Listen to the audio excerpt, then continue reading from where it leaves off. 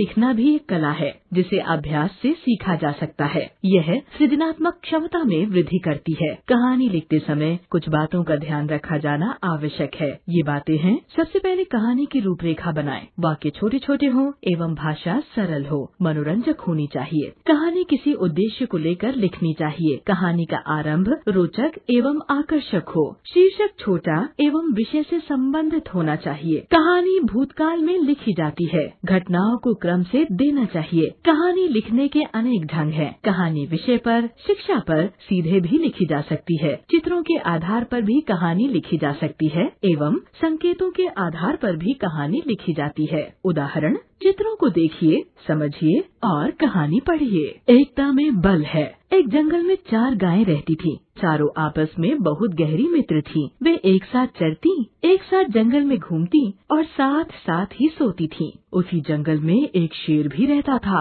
वह उन चारों गायों को रोज देखता और सोचता, कितना अच्छा हो यदि मुझे ये गायें खाने को मिल जाएं। इनका मांस तो मेरे लिए कई दिनों का भोजन बन सकता है। किंतु वह उनकी एकता के कारण उनके पास जाने से डरता था, क्योंकि वे चारों गायें बहुत हट्टी कट्टी थीं। एक बार शेर ने उनमें से एक गाय पर हमला करने की भूल कर दी। तब चारों गायों ने मिलकर उसे खदेड़ दिया। अचानक एक दिन किसी बात पर चारों गायों की आपस में लड़ाई हो गई। वे एक दूसरे से रूठकर अलग अलग दिशाओं में चली गई। शेर यह सब देख रहा था। उसकी खुशी का कोई ठिकाना न रहा। उसने मौका देखा और एक अकेली गाय पर हमला कर उसे मार डाला। इसी तरह उसने एक एक करके चारों गायों को मारकर उन्हें अपना भोजन बना लिया। शिक्षा, आपस की लड़ाई में शत्रु को लाभ होता है, अतः मिलकर रहना चाहिए।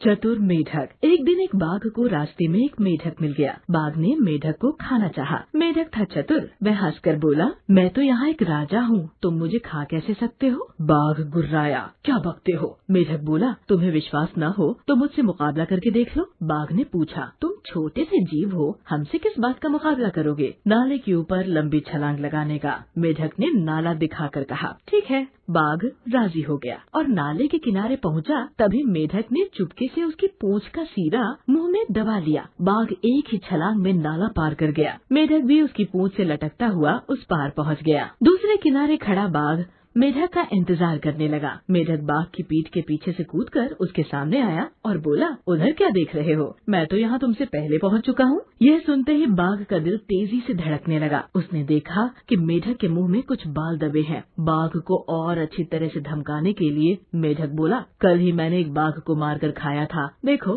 ये रहे उसके बाल। मेढक की बात सुनते ही बाघ भयभीत होकर भाग गया। रास्ते में उसे एक सियार मिला। सियार ने बाघ का हाल चाल पूछा। बाघ ने मेढक वाली बात बताई तो सियार ने उसके पास चलने को कहा। सहमा हुआ बाघ मेढक से मिलना तक नहीं चाहता था। तब सियार ने सुझाव दिया, हम अपनी पूंछें बांध ले और साथ साथ चलें। दोनों अपनी पूंछें बांधकर मेढक को ललकारने चल दिए। बाघ और सियार को आते देख मेढक समझ गया कि दाल में कुछ काला है। वह झट से बोला, अबे सियार, मैंने तुम्हें अपने भोजन के लिए 2 बाघ लाने के लिए कहा था, तुमने इतनी देर क्यों कर दी, वह भी एक बाघ को लेकर? यह सुनते ही बाघ जान बचाने के लिए तेजी से भागा। वह भागा जा रहा था और उसके पीछे पीछे सियार घिसकता जा रहा था।